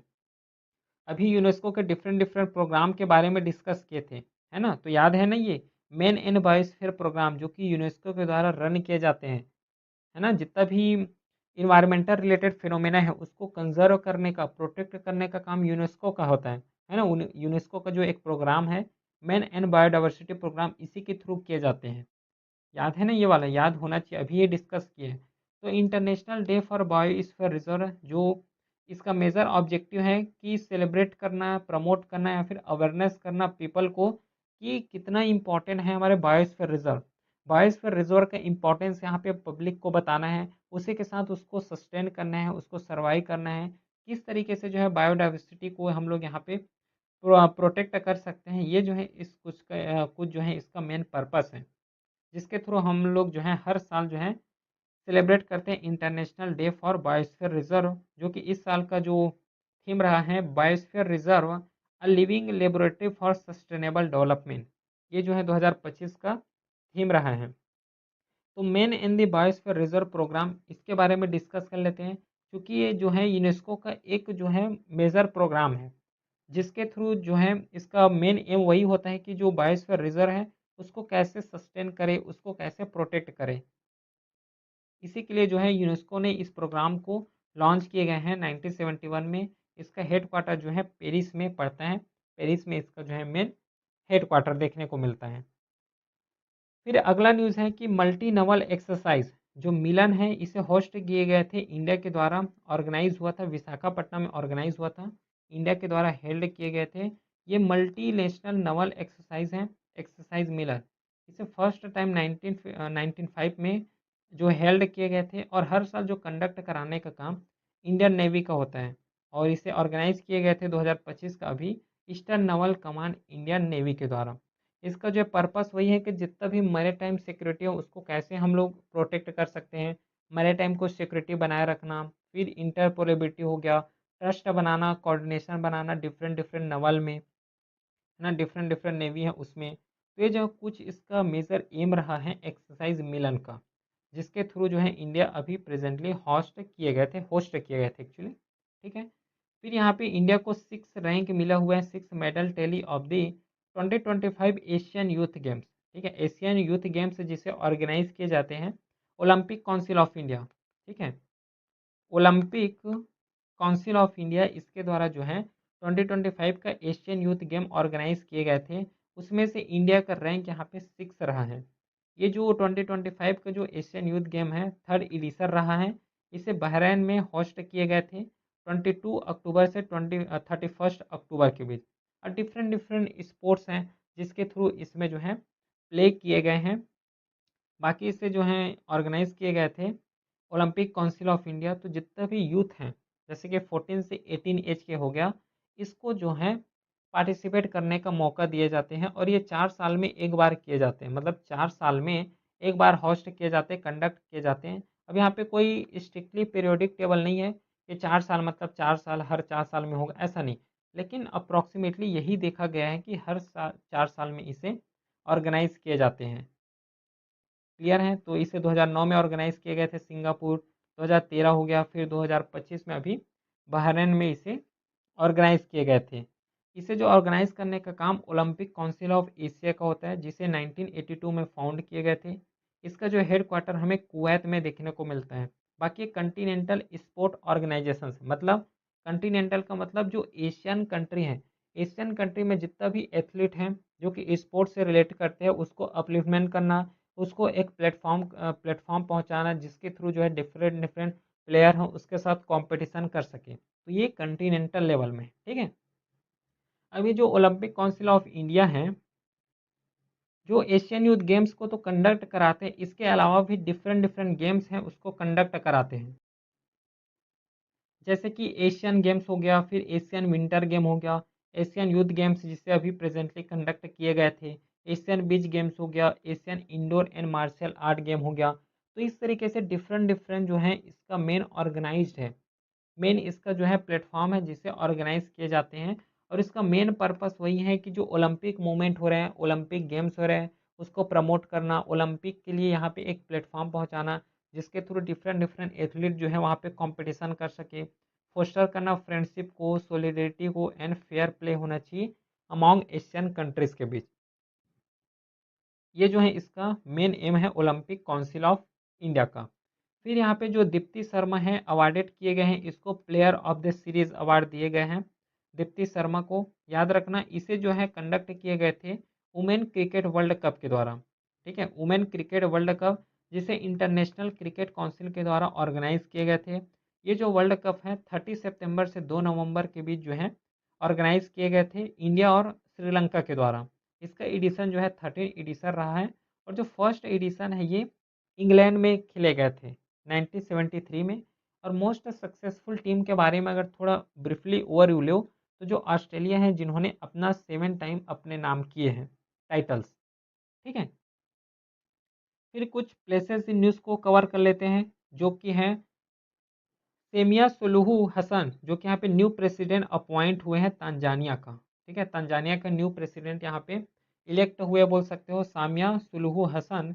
तो जो तंजानिया है इसका अगर लोकेशन थोड़ा कवर करोगे तो ये मैप को देखो, ये अफ्रीका कंटिनेंट हो गया, अफ्रीका कंटिनेंट के जस्ट जो ईस्टर्न साइड है, सदर्न ईस्टर्न साइड है, या फिर जो ये मेडागास्कर है, ठीक है, ये जो कंटिनेंट दिख रहा है ये मेडागास्कर है। मेडागास्कर के जस्ट पास में ही हमें एक लोकेशन देखने को मिलता है तंजानिया का, जो कि है ना बोडोमा, इसका जो है वो है क्या बोल सकते हैं, बोडोमा इसका जो है कैपिटल है।